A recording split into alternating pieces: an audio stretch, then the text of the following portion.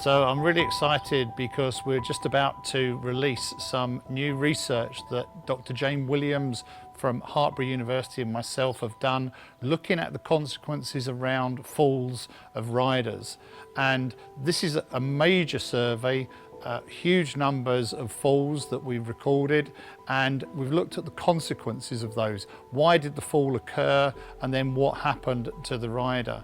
And what's interesting about this data is that some of the factors around falls may be modifiable, which means you could potentially reduce your risk from knowing why falls most commonly occur.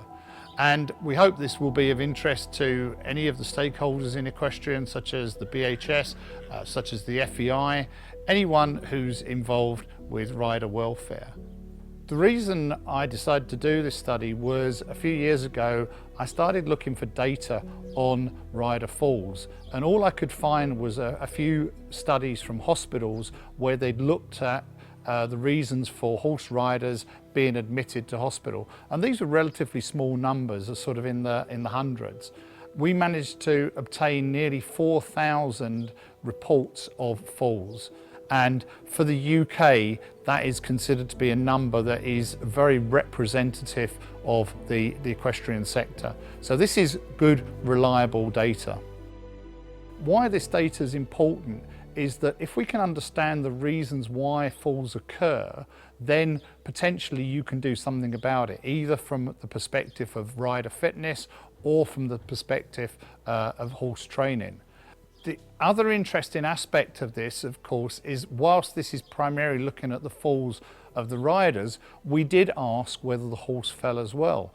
And in around 10% of the falls that were reported, the horse actually fell as well. Now, even if the horse doesn't fall, if the rider falls off, there's an increased chance of injury to the horse. For example, if the horse runs into a fence, the horse runs and falls on a road, the horse runs away and gets hit by a vehicle. So whilst the rider may fall off and the horse doesn't fall, there is still that potential, if the rider becomes disconnected for the horse to be injured. So the results from this study have been accepted and are going to be published in the journal Comparative Exercise Physiology in the near future. Now, journals are usually behind paywalls, but we are allowed to publish a preprint of the research on the website, and we're going to do that to make that available for everyone. But of course, what this leads into is how can you potentially reduce your risk of falls? And we can look at horse behaviour, we can also look at what you can do as a rider, and those are some of the things that we're going to be working with some of our experts to bring you some content in that area soon.